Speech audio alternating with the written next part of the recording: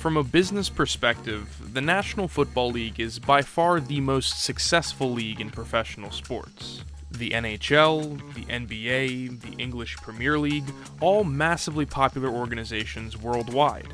But stack all of their revenues together, and you can only barely graze the top of the NFL's $18 billion tower of cash from 2021. For reference, that's $2 billion more than the GDP of Georgia. Not that one, the sovereign nation. Say what you will about Roger Goodell, the man has a gift for negotiating TV contracts. But despite the hundreds of millions of dollars he has stashed comfortably under his mattress, sometimes Papa Goodell still struggles to sleep at night. And I know what you're thinking. No, it's not from this, or this, or this, or this, or this, or this. It's the fact that outside of the United States, the NFL just isn't all that influential. Despite the ever-expanding flow of their revenue stream, the NFL's history with attempting to drum up international interest in hand egg has been an uphill battle. But look, we live in a new and globalized day and age, and NFL International COO Damani Leach says the league has its sights set on $1 billion in international revenue annually, and 50 million new fans around the globe within the next 10 years. It's a lofty goal for sure, but if their cards are played correctly, the sport of gridiron football has more potential for international growth than any other. With each and every passing year, it becomes more clear that the NFL wants to expand its reach through their international game series and even beyond that. But what some may not realize is that this has been a goal the NFL has pursued for decades, and for a very long while, all it managed to net them was hundreds of millions of dollars in losses. But hey, if you're going to learn from your mistakes, the first thing you gotta do is make some.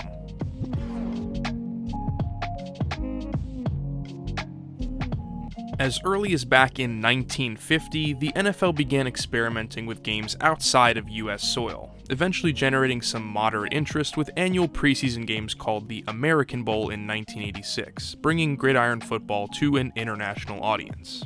For a sport that had only ever had domestic popularity, the NFL was enamored with this crumb of attention, and so naturally, they decided to take things way too far, way too fast. Players and coaches are prepared for battle as we ready for the season premiere of the World League of American Football on ABC Sports. Just a handful of years after the American Bowl began, the World League of American Football launched in 1991 as a developmental feeder league for the NFL, aiming to kill two birds with one stone by placing 4 of its 10 teams in an international market, 3 in Europe and 1 in Canada. But the World League's rushed launch nearly tanked the entire operation before it ever got off the ground. Ownership basically said, here is $50,000, go start a football franchise in Germany with zero groundwork or infrastructure. And by the way, you've got 10 weeks until opening day. Somehow, they made it happen, and like with all brand new things, interest started off high but dropped off a cliff in just the league's second season, as the international team struggled and had to deal with the logistical nightmare of continually transporting 300-pound linemen from Frankfurt, Germany to Sacramento, California and back. So the project went on hiatus before returning in 1995 with a little more forethought. Now, there were only 6 exclusively European teams, and the league was rebranded to National Football League Europe. Slightly dumb name aside, NFL Europe achieved its stated goal early on as a breeding ground for the careers of players that went on to play in the NFL, with some of its alumni even going on to become Super Bowl champions and even Hall of Famers. Innovation of the sport was also part of the unique package NFL Europe brought to the table. The NFL Europe version of overtime, for instance, required that both teams possess the ball at least once, and the team with the highest score after both would be declared the winner. 3 decades on, and the 90s are still finding new ways to torment Bills fans. If NFL Europe couldn't provide the same level of competition, their focus would be on delivering a one-of-a-kind experience. Here's the elephant that delivered the championship trophy every year. Not a species naturally found in Europe, or America, but who actually cares? In spite of some enthusiastic niche fan bases though, as the years went on, the number of careers forged in the league that went on to succeed in the NFL dried up, and the fans that fell in love with the sport opted to tune into the NFL instead, where all the cream of the crop from NFL Europe just ended up anyways. At this point, though, the NFL teams tied to the league essentially just used it as a loophole to hold extra players on their roster, and when the league folded after just one more season in 2006, it was reported that NFL Europe had hemorrhaged over $400 million over the course of its 16-year existence. That cost was simply unable to be stomached by fresh-faced Commissioner Roger Goodell, and for as fun as the league was, I can't really say I blame the guy. So, was NFL Europe a failure? I mean, obviously it was financially, but if you look through a different lens, it did succeed in familiarizing the continent with American football, and established the baseline market there that the NFL still capitalizes on to this day.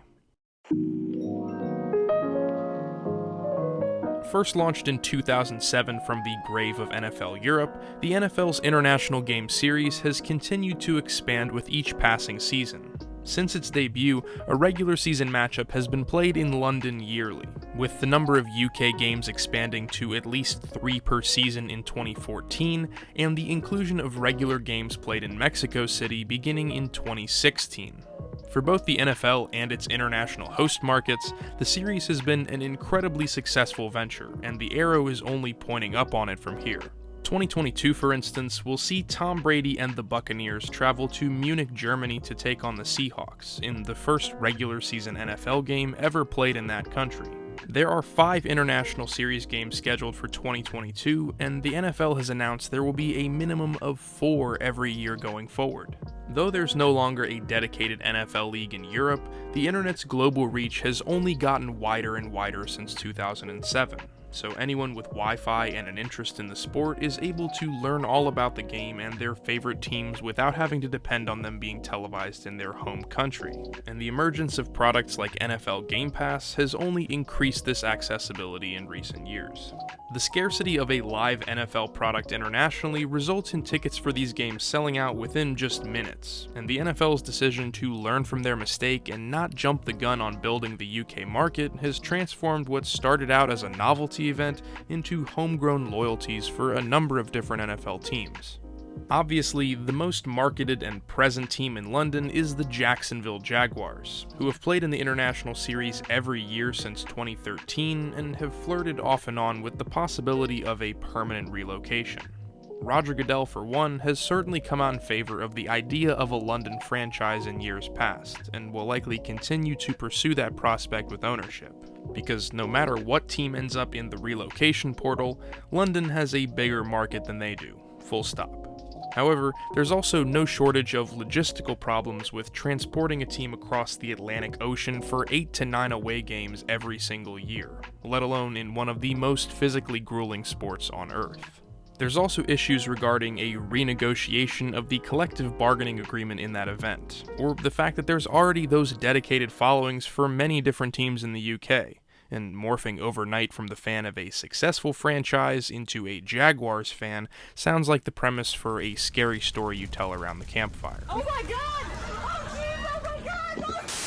So as appealing as a UK franchise may appear to NFL execs on the surface, it may ultimately be a better decision to not fix what isn't broken, considering just how popular the international series already is.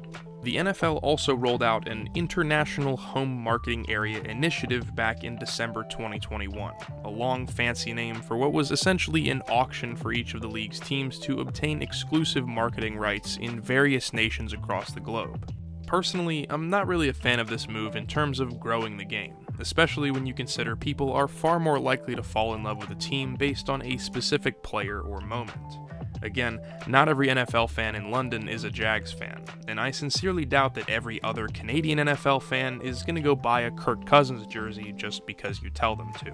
You like that? Yeah! The intent is definitely there to pursue growth in all these markets, but the fact remains that even if all goes to plan in maximizing the league's overall recognition, that still comes with a built-in ceiling. Because why on earth would you care about an NFL team if you've got no idea what American football is?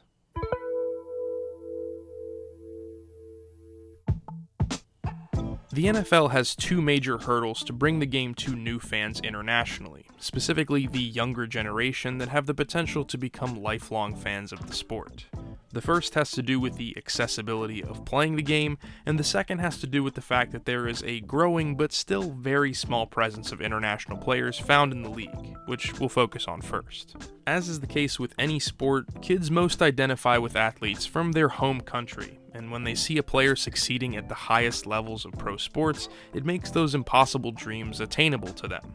For example, the impact of Yao Ming on basketball's influence in China is somehow even larger than he is. But given that in 99% of cases you need to attend an American high school and college to end up in the NFL pipeline, the league's percentage of foreign-born players ranks lowest among any major professional league in North America, which puts a major damper on outside interest.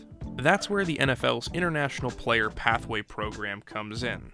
Launched in 2017, the IPPP aims to encourage international talent in the NFL by providing roster exemptions for players that are in the program. It isn't the first attempt by the NFL to encourage more foreign players, but it is the most successful to date. As of this video's release in the 2022 offseason, 23 of the 50 total players involved in the program from its launch are actively on an NFL roster.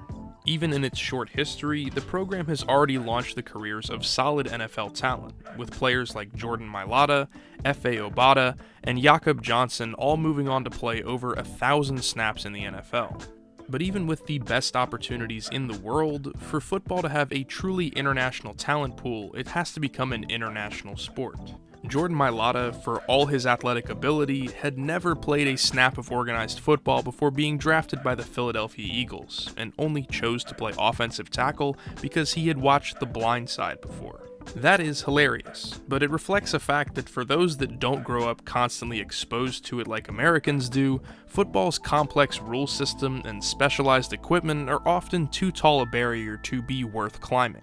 For that reason, the league has turned its focus to promoting flag football when it's not directly marketing the NFL product, a variant of the sport that doesn't require cost-prohibitive sets of helmets and pads, sprawling rules and roster numbers, or the troubling history of brain injuries that cloud every level of organized football. So it may not be exactly the same, but flag football provides an answer to the accessibility problems that limit the sport abroad, and the more kids that feel firsthand what it's like to jump a pass and intercept it, or destroy someone's ankles with a juke move, the more they'll identify with a Jalen Ramsey or a Lamar Jackson when they see them doing that on the NFL's massive stage. On June 21st and 22nd of 2022, the NFL hosted a camp in Accra, Ghana, the first of its kind in Africa, to give an opportunity to regional prospects to earn an invite to the International Combine, or IPP program, with the added benefit of garnering even more interest for the sport in a yet untapped market. It's really an awesome thing to see, and considering it checks boxes for both expanding the game and its pro-level international talent, I really hope these events continue to be successful in the future.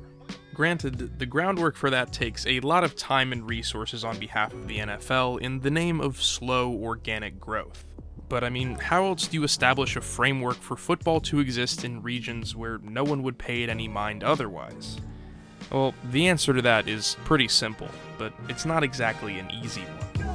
American football, flag or otherwise, has never been internationally recognized in the Olympics, but for the first time, that has an upcoming opportunity to change, a development that could potentially introduce millions of people to the sport through the trickle-down of nations abroad supporting an organized flag football program.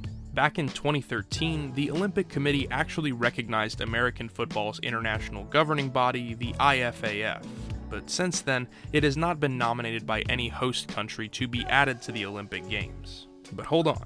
In 2028, Los Angeles is the host for the Olympics, and that opens up a chance for the sport to get that nod considering the past 6 sports that were proposed were all accepted by the IOC, most recently breakdancing for Paris 2024. There are some pretty clear hurdles to flag football being accepted, though. Obviously, the sport is still very much dominated by and centered around the United States, and despite the impressive growth of flag football in recent years, that still may not be enough to justify a new Olympic team sport with separate men's and women's events. But while it might seem like a long shot, the NFL has thrown their hat into the ring to try and make this happen. And there's no better place to lobby for football's inclusion than the city that just hosted and had its own franchise win the Super Bowl. At the very least, it can't hurt. So there it is. In closing, the NFL doesn't need to achieve widespread international interest to generate a disgusting amount of money every single year.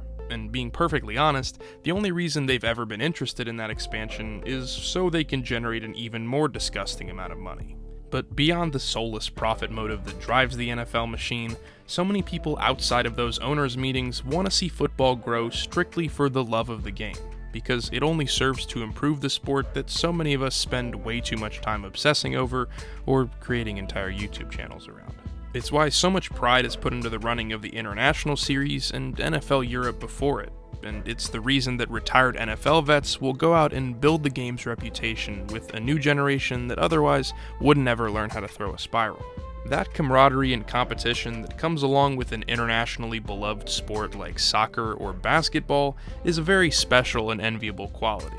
So whether more Patrick Mahomes jerseys end up getting sold overseas or not, as long as the NFL is willing to get more people to see what makes football so electric, then I'm all for it.